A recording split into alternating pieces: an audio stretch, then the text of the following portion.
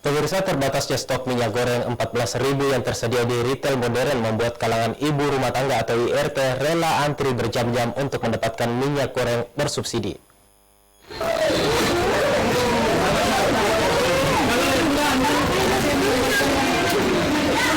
Beginilah suasana antrian masyarakat yang ingin mendapatkan minyak goreng murah di salah satu toko retail di Jalan Panakukang, Makassar. Minyak goreng 14.000 menjadi incaran ibu rumah tangga di kota Makassar, dikarenakan harga minyak di pasar tradisional belum sepenuhnya stabil. Jumlah minyak goreng yang dijual dibatasi. Dalam satu hari, tiap satu orang maksimal dapat membeli satu kemasan minyak goreng 14.000 per liter atau 28.000 per kemasan 2 liter.